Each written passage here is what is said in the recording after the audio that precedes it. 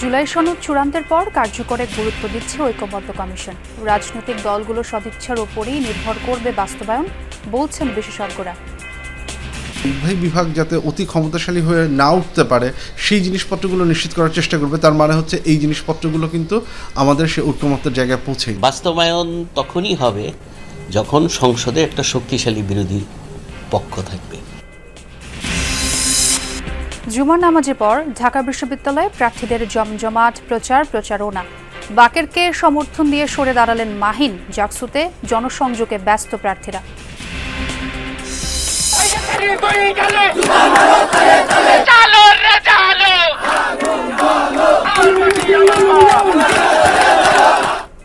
সংসদীয় আসন বিন্যাসের প্রতিবাদে ফরিদপুরে দুটি মহাসড়ক 5 ঘন্টা অবরোধ। কক্সবাজারে বাকখালী নদীতে উচ্ছেদ বন্ধের দাবিতে বিক্ষোভ।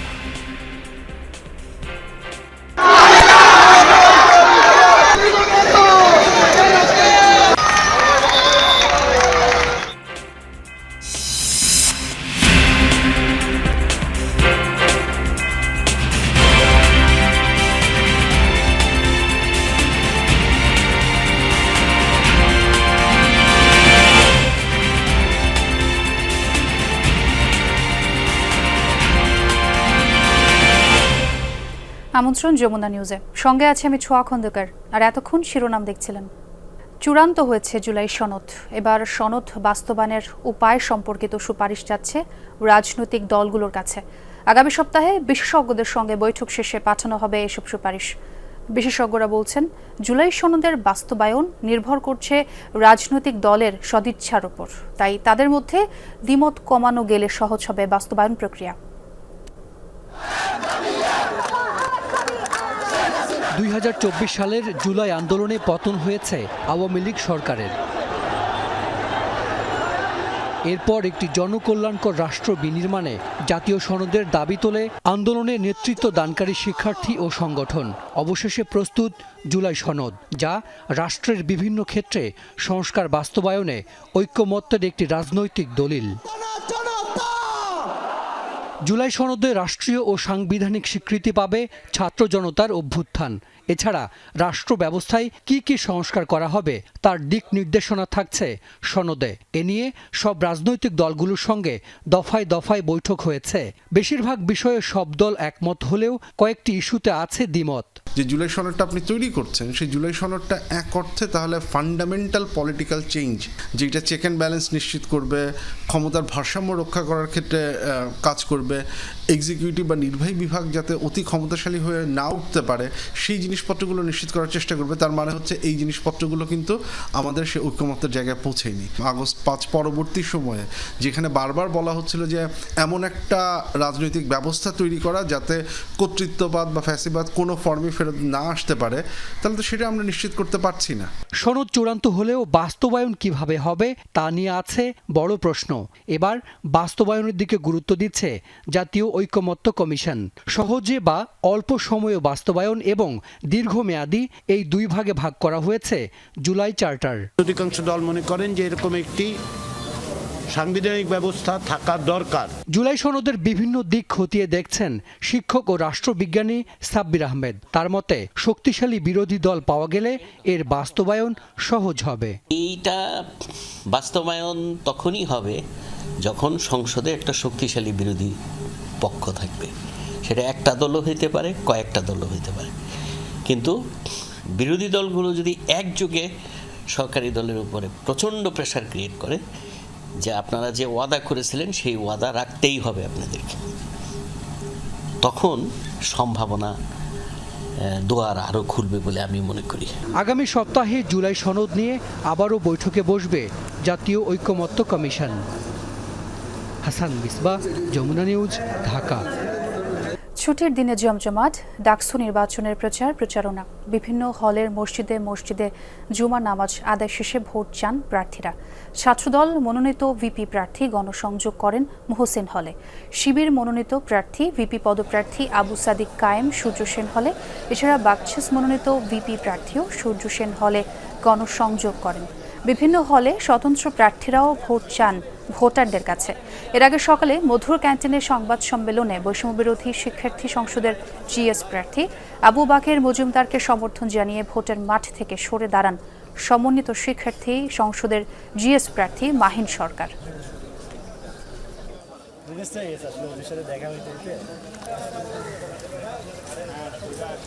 আমরা নারীদের জন্য সেই ক্যাম্পাস প্রতিষ্ঠা করতে পারবো, যে ক্যাম্পাস নারীরা নির্ভয়ে ঘোরাফেরা করতে পারবে, যে ক্যাম্পাসে নারীরা তার স্বকীয়তা চর্চা করতে পারবে। সবার আগে আমরা শিক্ষার্থীদের যারা হলে সিট পাবে না তাদের জন্য আবাসনের ভাতার ব্যবস্থা করা এবং হোস্টেল ভাড়া করা, সেই কাজটা আমরাও করবো এবং দীর্ঘমেয়াদী পরিকল্পনা অংশ হিসেবে হল নির্মাণের জন্য আমরা কার্যকরী উদ্যোগ গ্রহণ করব। আবু বাকের মজুমদারকে আপনারা জিএস পদে নির্বাচিত করুন।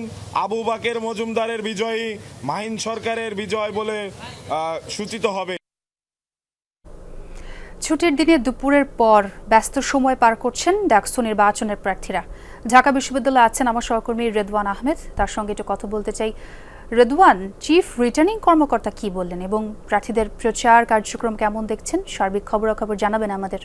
ছোঁয়া চিফ রিপোর্টারের যে সংবাদ সম্মেলন সেটি দিয়ে শুরু করতে চাই। মূলত চিফ রিটার্নিং কর্মকর্তা যেটি বলেছেন যে 7 তারিখ অর্থাৎ রবিবার দুপুর 12টার পর থেকে আসলে শিক্ষার্থীদের সেই বিষয়ে প্রশিক্ষণ দেওয়া হবে, তারা কিভাবে ভোট দিবেন। সেক্ষেত্রে আসলে নতুন ভোটার যারা আছেন তাদের কিন্তু আসলে খুব পরিষ্কার হয়ে যাবে আসলে ভোটদানের যে প্রক্রিয়া, এবং তিনি অনুরোধ করেছেন সবার কাছে যেন ভোটদান যে প্রক্রিয়াটি রয়েছে সেটি যেন খুব দ্রুতই সম্পন্ন করা যায় এবং বেশি সময় যেন না লাগে। সেক্ষেত্রে কিন্তু শিক্ষার্থীদের যে আগে প্রশিক্ষণের দেওয়ার যে বিষয়টি সেটি কিন্তু সামনে এসেছে। সেই সাথে তিনি বলেছেন যে এই নির্বাচনকে ঘিরে আসলে যে প্রার্থিতা বাতিলের যে কথাটি শোনা গেছে যে মাহিন সরকারের, তিনি বলেছেন যে এটি তার একান্তই ব্যক্তিগত সিদ্ধান্ত। তিনি এই সিদ্ধান্ত নিলে আসলে এতে আসলে বৈধতা আসলে চিফ রিটার্নিং কর্মকর্তা তেমন কিছুই করার নেই বা নির্বাচন কমিশনের কিন্তু তেমন কিছু করার নেই, এটি যার যার ব্যক্তিগত সিদ্ধান্ত। সেই সাথে তিনি যেটি বলেছেন যে নির্বাচনকে আরও গতিশীল করতে তারা কিন্তু একটি ডিবেটের আয়োজন করেছেন। সেই ডিবেটের আয়োজনের অংশ নিতেই কিন্তু আমরা এই মুহূর্তে টিএসসিতে অবস্থান করছি এবং টিএসসিতেই আজকে যারা জিএস প্রার্থী রয়েছেন তারা কিন্তু এই ডিবেটে অংশ নেবেন এবং এতে করে আসলে শিক্ষার্থীদের মাঝে একটি সুস্পষ্ট বার্তা যাবে আসলে নির্বাচনী যে প্রচারণা সেটি আরও বেগ পাবে। এবং আজকের পর যে কালকে যে ডিবেটটি আয়োজন করা হয়েছে সেটি মূলত যারা ভিপি প্রার্থী রয়েছেন তাদের নিয়ে কালকের যে ডিবেটটি অনুষ্ঠিত হবে। মূলত এই দুটি ডিবেটেই কিন্তু তিনি সকলকে আমন্ত্রণ জানিয়েছেন শিক্ষার্থীদের সেখানে অংশগ্রহণ নিশ্চিত করতে কিন্তু প্রশাসনের পক্ষ থেকে যে সকল ধরনের প্রস্তুতি সেটিও কিন্তু নেওয়া হয়েছে। সুতরাং বলা যায় যে নির্বাচনকে একরকম গতিশীল করতে, নির্বাচনের যে উৎসবমুখর পরিবেশ নিশ্চিত করতে, সেই সাথে প্রার্থীদের প্রতিদ্বন্দ্বিতা নিশ্চিত করতে এবং ভোটের পরিবেশ যেন সুষ্ঠু থাকে, সবকিছু মিলিয়ে কিন্তু আসলে নির্বাচনী আয়োজনকে আসলে বেগবান করতেই কিন্তু সব ধরনের আয়োজন নিচ্ছে এই বিশ্ববিদ্যালয় প্রশাসন। রেদন, অনেক ধন্যবাদ যোগ দেওয়ার জন্য। আর মাত্র 5 দিন বাকি জাহাঙ্গীরনগর বিশ্ববিদ্যালয় কেন্দ্রীয় শিক্ষার্থী সংসদ ও হল সংসদ নির্বাচনের। দুপুরের পর ক্যাম্পাসের শহীদ মিনার, বটতলা সহ বিভিন্ন স্থানে প্রচার চালাচ্ছেন প্রার্থীরা। সাপ্তাহিক ছুটির দিনের সকাল থেকে প্রচারণায় ছিল কিছুটা ঢিলে ভাব, তবে দুপুরে জুমার নামাজ শেষে জনসংযোগ বাড়ে। নির্বাচনের প্রার্থীরা ক্যাম্পাসের বিভিন্ন এলাকায় সাধারণ শিক্ষার্থীদের সঙ্গে শুভেচ্ছা বিনিময় করেন। ভোট দাবি করে নিজেদের পক্ষে নানান যুক্তি তুলে ধরেন প্রার্থীরা। আচরণবিধিতে ক্যাম্পাসে যে কোনো ধরনের সভা সমাবেশ ও মিছিল নিষিদ্ধের কথা বলা হয়েছে। আবার নির্বাচন কমিশনের অনুমতি ছাড়া সর্বোচ্চ 25 জনের বেশি একসঙ্গে জমায়েত হওয়া যাবে না। ফলে নির্বাচনী আমেজ কিছুটা কোণঠাসা বলে মনে করছেন প্রার্থীরা।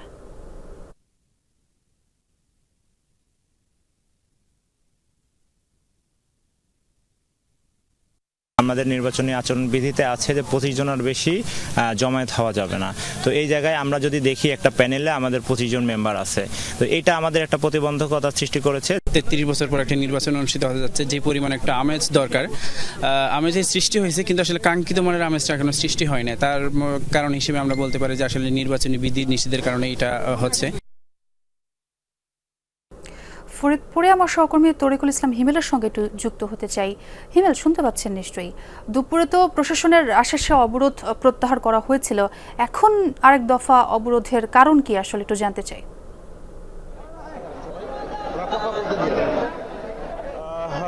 আসলে আপনি যেমনটি বলছেন আসলে ব্যাপারটা সেরকমই।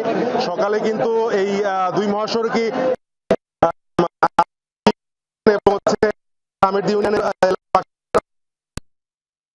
দেখলাম যে তারা কিন্তু আবারও ভাঙা যে গোল চত্বর রয়েছে সেই গোল চত্বরে অবস্থান নিয়েছেন এবং পুনরায় অবরোধ করেছেন। এতে যেটা হয়েছে যে ঢাকা বরিশাল মহাসড়ক, ঢাকা খুলনা মহাসড়ক, ফরিদপুর বরিশাল মহাসড়ক, ঢাকা যশোর মহাসড়ক, এই সব মহাসড়কগুলোই কিন্তু আসলে যান চলাচল বন্ধ হয়ে গেছে।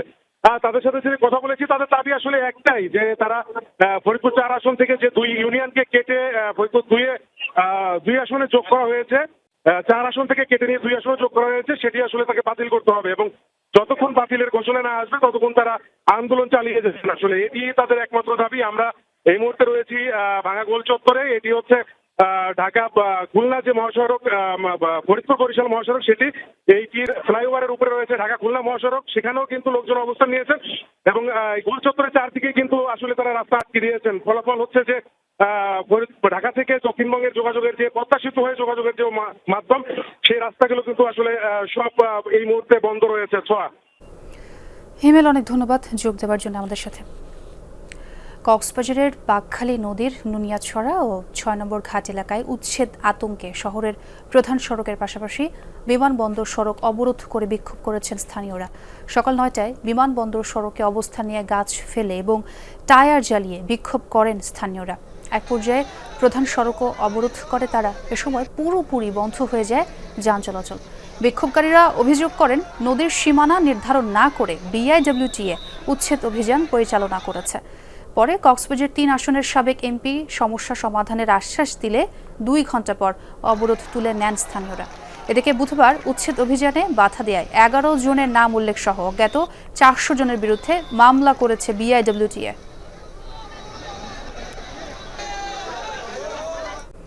আওয়ামী লীগের সাথে আতাতের মাধ্যমে কেউ নির্বাচন বানচাল করতে চাইলে তাদের প্রতিহত করা হবে, এমন হুঁশিয়ারি দিয়েছেন বিএনপি চেয়ারপারসনের উপদেষ্টা জয়নুল আবদিন ফারুক।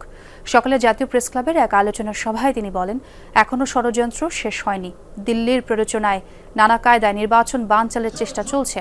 জামাতকে রাজনৈতিক কৌশল পরিবর্তনের আহ্বান জানান ফারুক। বলেন, অতীতের ভুল ভ্রান্তির জন্য জনগণের কাছে ক্ষমা চাইতে হবে তাদের। কখনো পিআর, কখনো গণভোট না হলে নির্বাচনে যাব না, এমন দাবি থেকে সরে আসার আহ্বান জানান বিএনপি চেয়ারপারসনের এই উপদেষ্টা। আরও বলেন, জনগণ ভোট দিতে পারলে নিরঙ্কুশ জয় লাভ করবে বিএনপি। আওয়ামী লীগের আবারও দিল্লির প্ররোচনায় বাংলাদেশের কিছু লোক যদি আবার আওয়ামী লীগের সাথে আঘাত করে এই প্রফেসর ইউনূস সরকারের একটি নির্বাচনকে বানচাল করার চেষ্টা করেন, জনগণ প্রতিহত করবে। রাজনীতিবিদরা চিকিৎসার জন্য বিদেশে যান বলেই দেশের চিকিৎসার উপর মানুষের আস্থা কমেছে, আর এমনটা মনে করেন জামাতের আমির ডাক্তার শফিকুর রহমান। রাজধানীর ইব্রাহিমপুরে মণিপুর স্কুল অ্যান্ড কলেজ মাঠে ফ্রি মেডিকেল ক্যাম্পে যোগ দেন জামাত আমির। বলেন, সাধারণ মানুষের বিদেশ যাওয়ার সক্ষমতা নেই, তারা দেশের চিকিৎসায় ভরসা রাখেন। স্বাস্থ্যসেবার উপর মানুষের বিশ্বাস ফেরাতে নিজের অসুস্থতার সময় দেশেই চিকিৎসা নেওয়ার সিদ্ধান্ত নেন বলে জানান ডাক্তার শফিকুর রহমান। রাজনীতিকরা দেশের চিকিৎসা নিলে কাঠামোগত ত্রুটিগুলো দূর হতো বলেও মনে করেন জামাতের আমির। একটু সামর্থ্য যাদের আছে তারা হুড়মুড় করে বিদেশের দিকে দৌড়ান। তারা যদি আমাদের চিকিৎসক সমাজের উপর আস্থা না রাখেন, তাহলে আমাদের সম্মানিত চিকিৎসক বৃন্দ নিজেদের ব্যাপারে আস্থাশীল হবেন কিভাবে? নাগরিক সমাজকে বাংলাদেশে ফেলে আল্লাহর কসম আমার পক্ষে বিদেশের মাটিতে চিকিৎসার জন্য যাওয়া সম্ভব নয়। রাজধানীর কদমতলী থেকে অপহরণের শিকার 12 বছরের এক শিশুকে নারায়ণগঞ্জ থেকে উদ্ধার করেছে র্যাব। গ্রেফতার করা হয়েছে এক অপহরণকারীকে। সকালের সংবাদ সম্মেলনে এই তথ্য জানিয়েছে র্যাব 10-এর ভারপ্রাপ্ত company commander SM. Hasan Siddiqui. অপহরণের শিকার শিশুটি মাদ্রাসায় লেখাপড়া করে। গেল 1 সেপ্টেম্বর কদমতলী থেকে শিশুটিকে মোবাইল গেম, চকোলেট ও খাবারের প্রলোভন দেখিয়ে অপহরণ করা হয়। 40,000 টাকা মুক্তিপণ দাবি করলে সেটি পরিশোধ করে শিশুর পরিবার। বিষয়টি র্যাবকে জানালে 17 ঘণ্টা পর সিদ্ধিরগঞ্জের একটি বাসা থেকে উদ্ধার করা হয় শিশুটিকে।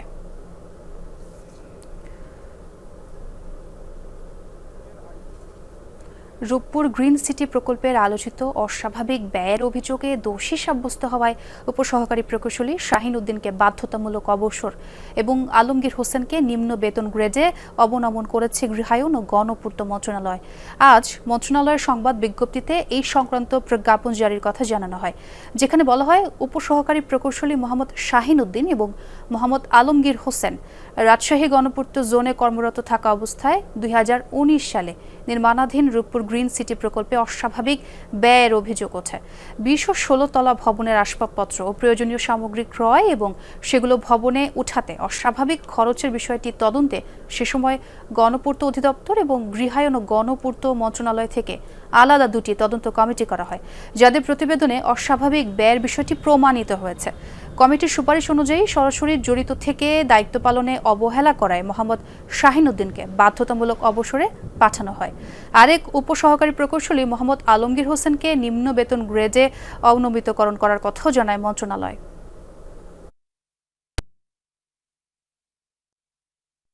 ভয়াবহ ভূমিকম্পে আফগানিস্তানে প্রাণ হারিয়েছেন 2000-এর বেশি মানুষ। হতাহত ও ক্ষয়ক্ষতির পরিমাণও অনেক। কয়েকটি গ্রামের বেশিরভাগ বাড়িঘর ধসে পড়েছে, ফলে হাজার হাজার মানুষের ঠাঁই হয়েছে খোলা আকাশের নিচে। দুর্গত এলাকায় যোগাযোগ বিচ্ছিন্ন থাকায় ত্রাণ পৌঁছাতে বেগ পেতে হচ্ছে, ফলে দেখা দিয়েছে মানবিক বিপর্যয়। এমন পরিস্থিতিতে আফগানিস্তানের পাশে দাঁড়িয়েছে বাংলাদেশ। তাঁবু, কম্বল, শীতবস্ত্র, বিশুদ্ধ পানি সহ পাঠানো হয়েছে শুকনো খাবার। বন্ধু প্রতিম দেশের এই মানবিক বিপর্যয়ে মর্মাহত বাংলাদেশ। রোববার রাতে শক্তিশালী ভূমিকম্পে বিধ্বস্ত হয় আফগানিস্তানের পূর্বাঞ্চল। ধ্বংসস্তূপ থেকে প্রতিদিনই মরদেহ বের করছেন উদ্ধার কর্মীরা। এ পর্যন্ত 2000-এর বেশি মৃত্যুর খবর পাওয়া গেছে। আহত হয়েছেন 3500। 8000-এর বেশি ঘরবাড়ি ক্ষতিগ্রস্ত হয়েছে। এতে মানবিক বিপর্যয় দেখা দিয়েছে দুর্গত এলাকায়। এ অবস্থায় সহযোগিতা চেয়েছেন আফগান সরকার। ভ্রাতৃপ্রতিম দেশ হিসেবে আফগানিস্তানের পাশে দাঁড়িয়েছে বাংলাদেশ। দুর্গতদের জন্য 11 টন মানবিক ত্রাণ সহায়তা পাঠিয়েছে সরকার। সকালে একে খন্দকার ঘাঁটি থেকে বিমান বাহিনীর একটি পরিবহন বিমানে এসব ত্রাণ সামগ্রী পাঠানো হয়। ত্রাণ সহায়তার মধ্যে রয়েছে তাঁবু 50টি, কম্বল 250টি, শীতবস্ত্র 360 কেজি, খাবার পানি 1008 লিটার, শুকনো খাবার 6525 কেজি, কাপড় 57 KG, biscuit 74 KG, milk powder 135 KG, noodles 93 KG, ঔষধ 125 কেজি। সরকার জানায় আফগানিস্তানে ভূমিকম্পে হতাহতের ঘটনায় মর্মাহত বাংলাদেশ। এই সহযোগিতা ক্ষতিগ্রস্তদের দুর্ভোগ কমাতে কিছুটা হলেও সহায়ক হবে। বাংলাদেশ সরকার ও বেসরকারি বিভিন্ন প্রতিষ্ঠানের সহযোগিতায় এসব ত্রাণ সামগ্রী পাঠানো হয়েছে। এই মহতী উদ্যোগের অংশীদার প্রধান উপদেষ্টার কার্যালয়, বিজেএমইএ ও প্রাণ আরএফএল গ্রুপ এর প্রতি সশস্ত্র বাহিনী বিভাগ আন্তরিক কৃতজ্ঞতা প্রকাশ করছে। বন্ধু প্রতিম দেশের এই মানবিক বিপর্যয়ে বাংলাদেশ অত্যন্ত মর্মাহত। কাবুল বিমানবন্দরে ত্রাণ সামগ্রী হস্তান্তর শেষে আজই দেশে ফিরবে পরিবহন বিমান। জানানো হয় ভবিষ্যতেও বৈশ্বিক মানবিক প্রয়োজনে সাড়া দেবে Bangladesh. M A Aziz, Jamuna news, Dhaka. Generation জি বা আলফা ভবিষ্যতের এই নাগরিকদের পারিপার্শ্বিক নানা বিষয়ে খেয়াল কতটা? প্রযুক্তিতে ডুবে থাকা এই প্রজন্ম কি সবাইকে নিয়ে ভাবতে পারে? অবাক করার মতো হলেও তাদের মনোজগৎ জুড়ে আছে আগামীর সুরক্ষিত বিশ্বের ভাবনা। সেন্ট জোসেফ স্কুল অ্যান্ড কলেজে 3 দিনের লিড ফেস্টে হাতে বানানো ওয়াল ম্যাগাজিন, ড্রয়িং, পেইন্টিংয়ে যার জানান দিয়েছে বিভিন্ন শ্রেণীর শিক্ষার্থীরা।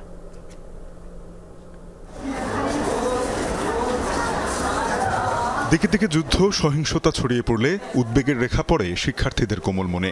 তবে প্রযুক্তির সাথে সখ্য, উদ্ভাবনের আগ্রহ জেনারেশন জি বা আলফা প্রজন্মকে গড়ে তুলেছে শক্ত ভিতের উপর। রং তুলি, কাগজের মতো নানা উপকরণে সে বার্তায় ফুটিয়ে তুলেছেন শিক্ষার্থীরা। জোসেফাইট আর্ট অ্যান্ড লিড কার্নিভাল 2025-এ এমন আয়োজনকে শিক্ষায় উৎকর্ষ লাভের প্রস্তুতি হিসেবেও নিচ্ছে কেউ। প্যালেস্টাইনে আমরা অনেক কিছুই দেখতে পাচ্ছি যেগুলো চলছে, যেগুলো কিনা একেবারেই ঠিক হচ্ছে না। এখানে যে আমরা বইগুলো তুলে ধরেছি আমাদের ওয়াল ম্যাগাজিনে, এগুলো আসলে সেই মানুষগুলোর জন্যই। কেউ যদি পড়াশোনা ভালো নাও হয়, তো আমি এখানে বুঝতে পারছি যে কেউ রং করেও তার জীবনটা ভালোভাবে চালাতে পারবে। এক্সট্রা কারিকুলার অ্যাক্টিভিটিসগুলো ছিল বিদেশে ছিল অ্যাপ্লাই করার জন্য বেশি ভূমিকা রাখে। এই জন্য ছিল আমাদের ছিল মেইন রিজন ক্লাবিং করার। রাজধানীর সেন্ট জোসেফ স্কুল অ্যান্ড কলেজে 3 দিনব্যাপী এই আয়োজনে অংশ নিয়েছেন দেশের 41টি স্কুলের 300-র বেশি শিক্ষার্থী। ওয়াল ম্যাগাজিন, ড্রয়িং, পেইন্টিং ও নানা কারুশিল্পে তুলে ধরেছেন কৃত্রিম বুদ্ধিমত্তার ব্যবহার ও ঝুঁকি, প্রাচীন সভ্যতা থেকে শুরু করে লোকশিল্প সাহিত্যের মতো বিষয়গুলো। এই ইন্সপিরেশনটা দেখে ভালো লেগেছে যে তারা এই কাজটা করতে গিয়ে অনেকগুলো কারুশিল্পের সাথে, হস্তশিল্পের সাথে পরিচিত হয়েছে। শিশুদের মনন বিকাশের জন্য এই উদ্যোগের আসলে কোনো বিকল্প হয় না।